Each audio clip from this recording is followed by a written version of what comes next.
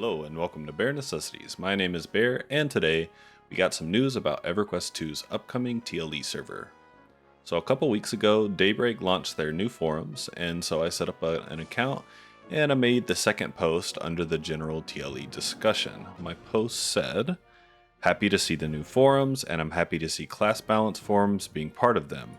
I'd love if the TLE had their own class balance section as well. Moving into the new and upcoming TLE, it'd be good to see a complete break off the original codebase and databases so that tuning can be done to classes, raid mobs, and items independent of live. Let's face it, 1. These servers never make it to live expansions, so having solid tuning to classes, items, dungeons, and raids for these servers would be amazing, from classic to TSO in the least. Number 2. The amount of changes that affect live because something is over or under tuned on TLE or vice versa causes headaches every TLE.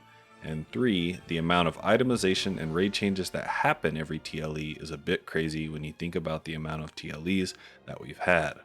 It's time to make a clean break and start fresh. Make this TLE something stable that you can replicate in future rotations." Well, today we got some really promising news. And I'll read towards the end of the producer's letter today. So this new server will be called the Origins server, and it will take you back to the old Everquest 2 from back in 2006. So that's 2 years after the original launch. We'll start in the Shattered Lands era, no expansions unlocked, and you'll get to experience the look and challenge of the classic world of Norath.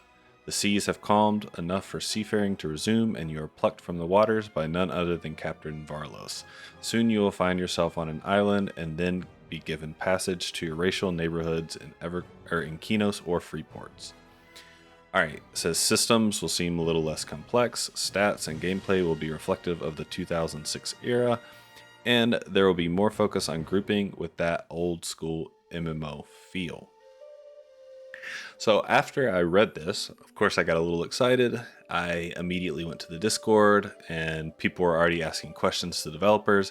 I asked a few myself, and here's a little compilation of some of the data that we got from Candor. He said there will be no spell research, and if you don't know what spell research is, essentially you can upgrade your spells by using Daybreak Cache as well as these spell research reducers. So that you can go from expert to master, etc. But there will be no spell research. There will be a 6-week beta, so make sure you participate if you have questions. They restored old art and old hoods, so they need lots of testing. All stats do something like they used to. All bosses will be original stat buff packages, no potency, crit, or blue stats.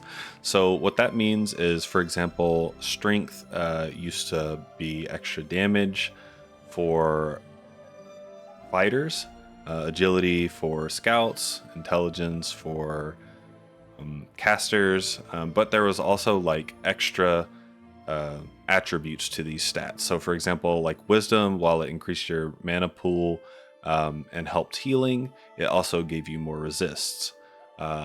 Strength also allowed you to hold more, but that's not something that'll be on this. Agility also gave you extra avoidance. Intelligence also increased your mana pool.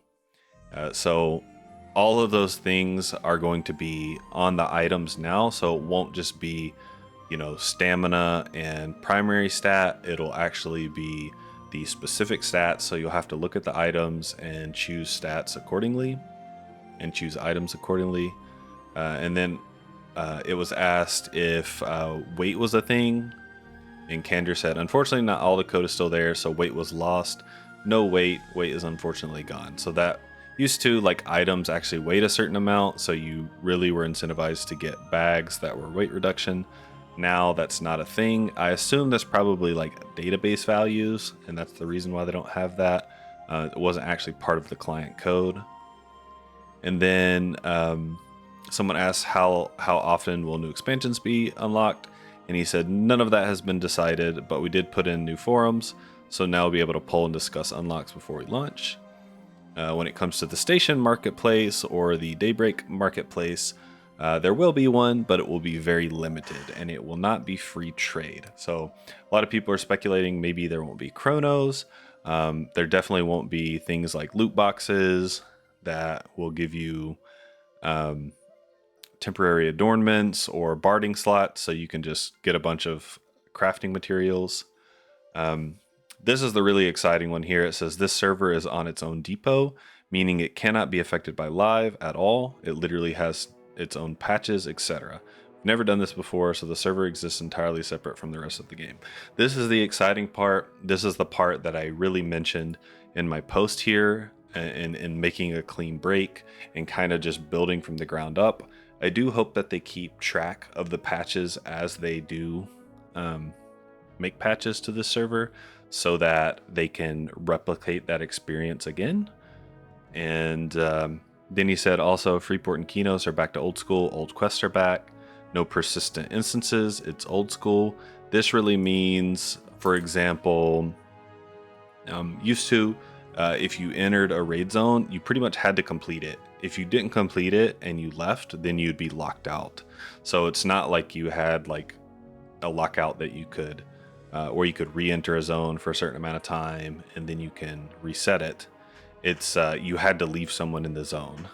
And then also it says no sub combines. That was one thing I was a little interested in. Before the crafting revamp, you had to do all these like sub combines to craft like the greater item. And it says the current build is right after we took sub combines out for crafting.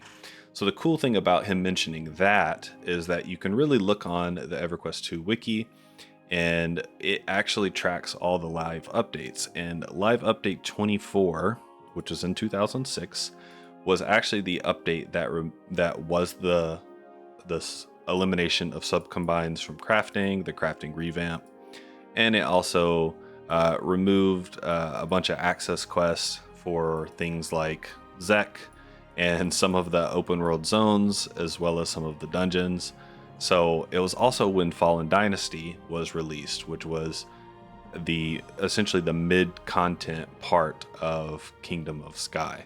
So it kind of gives you a good idea of where we're at, where the game will be at there, and you can definitely read through all of these changes. It's actually crazy when you look through these and you see how much came in these live updates. It was just a massive amount of changes, which is really cool. So I'm not going to read through all of this, but definitely look through this. I'll link it in the description below, and it'll give you a decent idea of where we are in the patch timeline if you're an old school player, or if you're newer, it'll give you an idea of what some of the changes were around that time. So I do want to mention some other things that I just thought of off the top of my head.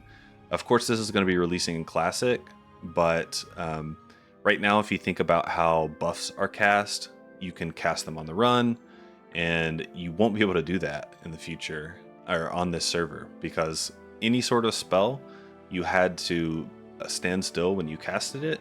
You could also fizzle, which means you could cast the spell and it just wouldn't actually go off. It would kind of get interrupted. You had to kind of build up your skills in order to cast them. Casters won't also have wands, which is a huge source of their damage now. I mean, not a huge source, but like 10 to 20%. A lot of the really good spells will go back to some of their greatness. Like, for example, Brigands used to have amazing reflexes, which gave 100% AoE immunity at all times. Now it's just a proc. So that's insane. Pets won't be immortal to AoEs like they kind of are now. So Conjurers and Necromancers will have to back their pets out for AoEs, as well as use different skills and abilities to mitigate AoEs for their pets. And also certain things like bosses used to need specific resist gear.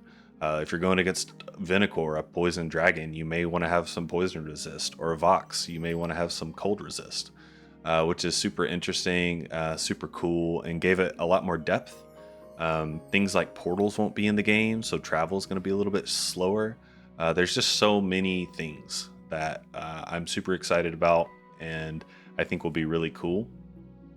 But my only reservation, to be completely honest about this, is if the dev team will essentially have enough time and hands to fix the bugs and things that arise, as well as continue to build upon the server to get it to further expansions. Hopefully, since this was in mid KOS, they won't have to do a ton of changes.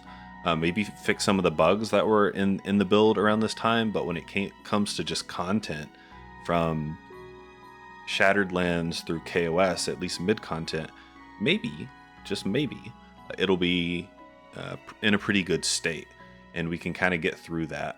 But we will see.